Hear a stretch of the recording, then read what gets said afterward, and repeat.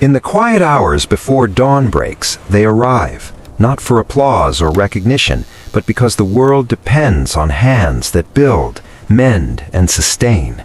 Dressed in brilliant yellow, a beacon against concrete and sky, they move with purpose through landscapes we pass without seeing. This is not merely work, it is the silent architecture of civilization itself.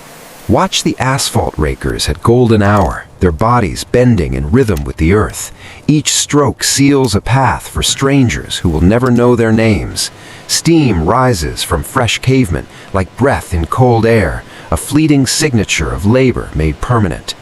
On desert solar farms stretching to the horizon, others wipe dust from panels that will power homes they'll never enter. Their squinting eyes face the sun so others may live in light. This is sacrifice measured not in grand gestures, but in microfibers wiping glass, multimeters testing currents, hands reading voltages that pulse beneath our feet. High above city streets, suspended on platforms swaying with wind, window cleaners draw perfect lines across glass. Reflections of skyscrapers ripple over their yellow vests, a mirror of the world they maintain without inhabiting. Below, in trenches carved through suburban earth, cable layers guide fiber optic threads thinner than hair.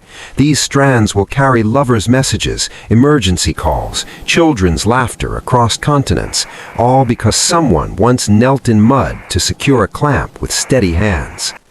At night, when cities glow like fallen constellations, runway workers stand in darkness waving illuminated wands. Their breath clouds in cold air as jets roar overhead, metal birds guided safely home by human hands. No passenger sees them, no passenger knows the cold that seeps through fabric or the weight of responsibility in each gesture. Yet without these signals in the dark, the sky would fall silent. Consider the welder on steel beams at dawn. Sparks fly like reverse rain, ascending instead of falling, as molten metal fuses skeleton to skeleton.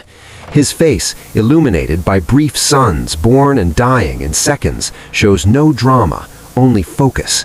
This is not heroism as films portray it. It is something deeper. The choice to return daily to heights that steal breath, to heat that blisters skin, to tasks where error carries consequence, and still they climb, still they weld, still they build upward while the world sleeps below.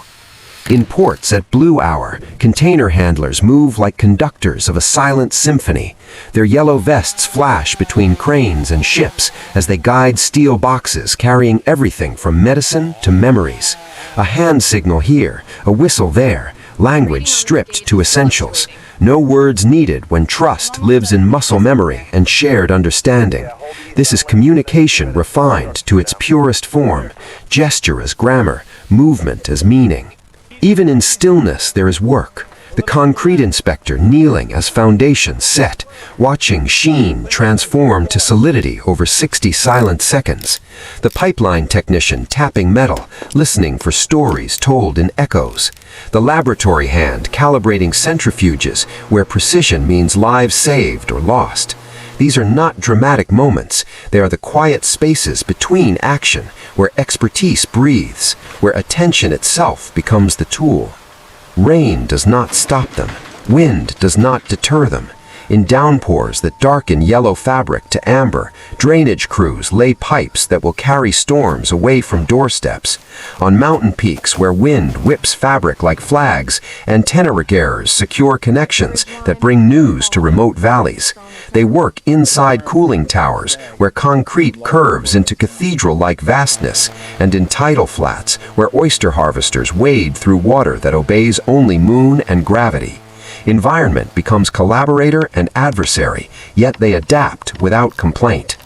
This yellow uniform is more than safety gear. It is a covenant, a promise that someone stands between chaos and order, between collapse and continuity.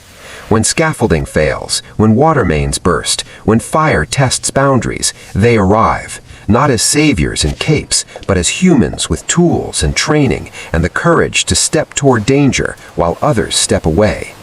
Their hands tell stories no resume could capture, grease under nails from bicycle chains repaired for neighborhood children, sawdust embedded in fabric cuffs after sanding decks where families will gather, soot smudges from controlled burns that protect forests. These are not stains, they are chronicles. Each mark a chapter in a life spent making the world function smoothly for others. And in rare moments, like workers standing silent at dusk surveying completed sites, we see it. Not pride exactly, but quiet acknowledgement. A breath exhaled after weeks of effort. A brow wiped not from fatigue alone, but from the weight of responsibility lifted. They do not cheer, they simply turn toward home, leaving behind roads that will carry strangers, towers that will hold signals, systems that will hum invisibly beneath daily life.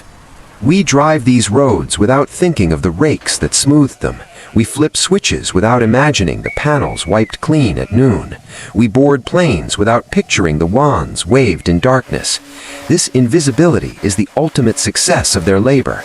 The work so perfectly integrated, it disappears into the fabric of normalcy. But today, we see them.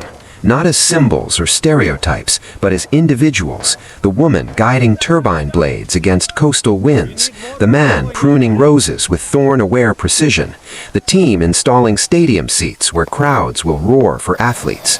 Each task matters, each hand contributes. Civilization is not built in boardrooms alone. It is forged in sunlight and rain by those willing to sweat, strain, and show up. So when you next see a flash of yellow against gray infrastructure, pause.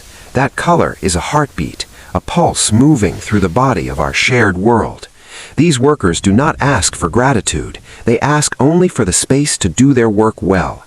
And in return, they give us something priceless, the quiet certainty that beneath the surface of ordinary days, capable hands are holding everything together. The shift ends, tools are gathered, yellow vests fade into twilight, but what they built remains, long after they've gone home to families who understand the tiredness in their shoulders, the satisfaction in their silence. Tomorrow they will return, because the work never finishes, and neither does their commitment to it. This is labor not as burden, but as offering, not as transaction, but as testament. A daily reaffirmation that human hands, guided by skill, sustained by dignity, can shape raw earth into pathways, chaos into order, isolation into connection. They wear yellow so we might see them, but their true visibility lies elsewhere. In every street we drive, every light we switch on, every system that works without our noticing. That is their signature. That is their legacy. That is the quiet miracle of work done well.